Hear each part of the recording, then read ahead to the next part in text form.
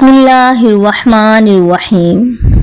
कौम नूह अलैहिस्सलाम में एक बदबख्त बूढ़ा जिसका नाम किसा था, उसने एक दिन अपने बेटे जादू को अपने पास बुलाया। इसने बेटे को वसीयत की, देखो बेटा, कभी भी नूह की बातों में ना आना, बल्कि वो जहाँ नजर आए उसको अजियत पहुँचाने में कोई कसर ना छोड़ना। ये हमारे आबाओ अजदाद और हमारे माबूदों को बुरा भला कहता है। इसके बाद वो उठा और अपने बेटे को लेकर हज़रत नूह अलैहिस्सलाम की तलाश में चल पड़ा। इसे हज़रत नूह अलैहिस्सलाम नजर आए तो कहने लगा, ये है वो शख्स जिसके बारे में मैं तुझे नसीहत करता था।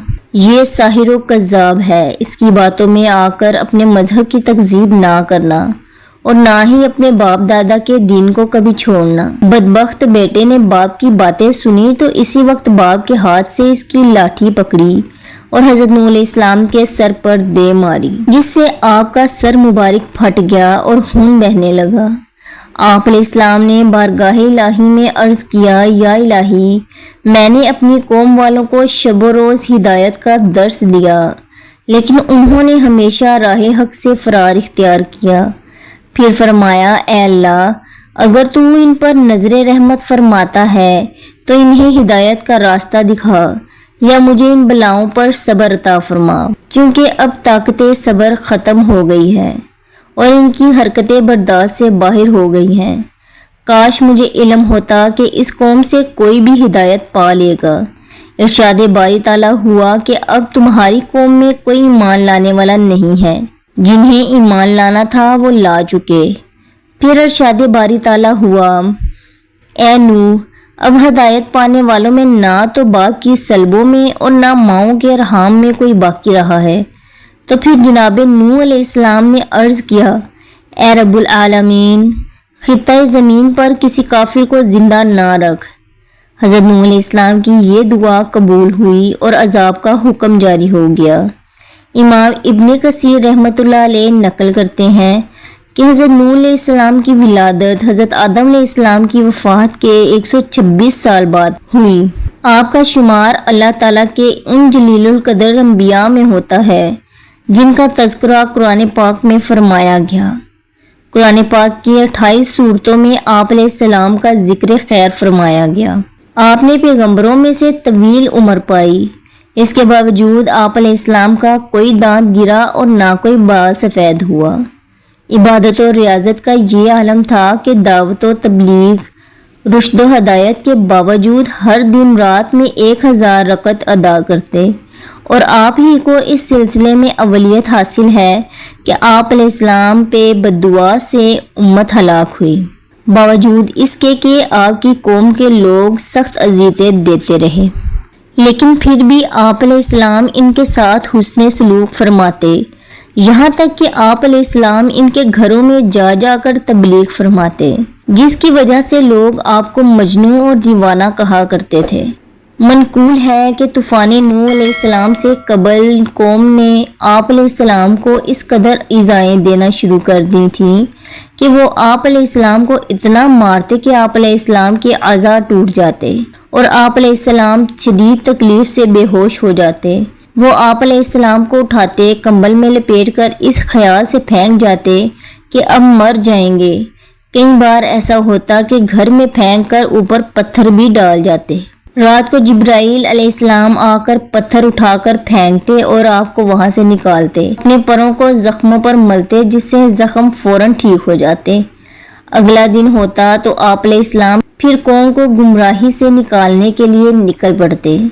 तारीख़ तिबरी में है कि हज़रत इब्ने अब्बास रज़ियल्लाहु ताला अन्हा से एक रिवायत मरवी है कि अल्लाह ताला ने 480 साल की उम्र में हज़रत नूह अलैहिस्सलाम को नबूवत अता फरमा दी। 120 साल आप अलैहिस्सलाम ने लोगों को अल्लाह के दीन की तरफ बुलाया, लेकिन कौम ने किसी बात को भी मानने से इनकार कर दिया।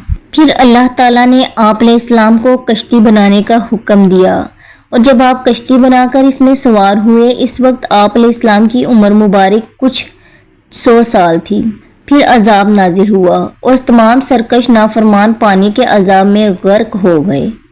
हज़रत इब्ने अब्बास रज़ियल्लाहु ताला अन्हु फरमाते हैं कि नूह अलैहिस्सलाम ने कश्ती के बाद 350 साल मजीद ज़िंदगी गुजारी। حضرت احباب رضی اللہ تعالیٰ عنہ فرماتے ہیں کہ جب حضرت نوح علیہ السلام کی وفات کا وقت قریب آیا تو آپ ایک پہاڑ پر سیر فرما رہے تھے۔ حضرت ملک الموت روح قبض کرنے کے لیے تشریف لائے تو آپ علیہ السلام کے پیچھے پہاڑ پر تشریف لے گئے۔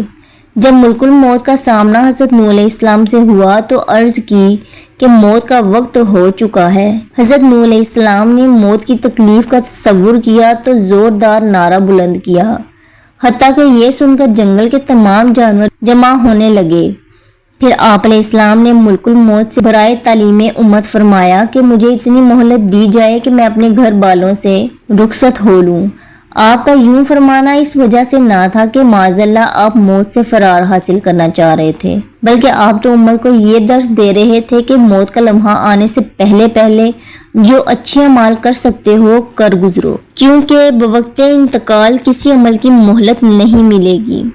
چنانچہ ملک الموت نے کہا کہ مجھے اس کی اجازت نہیں کہ مہلت دی جائے۔ یہ سن کر آپ علیہ السلام نے فرمایا کہ اس جنگل میں میری نماز جنازہ کون پڑھے گا؟ ملک الموت نے کہا کہ ابھی جبرائیل علیہ السلام ملائکہ کی ایک جماعت کے ساتھ سفر میں ہیں، اسی مقصد کے لیے آ رہے ہیں۔ یہ معلوم ہوا تو آپ وعدہ الہی کی تکمیل کے لیے رضامند ہو گئے۔ اسی اثناء میں حضرت جبرائیل علیہ السلام تشریف لائے اور دریافت کیا، اے انبیاء میں سب سے طویل عمر پانے والے، آپ نے دنیا کو کیسا پایا؟ حضرت نوح علیہ السلام نے فرمایا کہ یہ دنیا اس مکان کی مثل ہے جس میں وہ 2 دروازے ہوں، ایک سے داخل ہوئے اور دوسرے سے نکل گئے۔ اس کے بعد ملک الموت نے آپ علیہ السلام کی روح قبض کر لی، چنانچہ فرشتوں نے آپ علیہ السلام کو غسل دیا اور وہیں آپ کی نماز جنازہ پڑھی گئی۔ کہا جاتا ہے کہ آسمان کی مخلوق کسی کی وفات پر اتنا احسان نہ روئی جیسا کہ آپ کی رحلت پر۔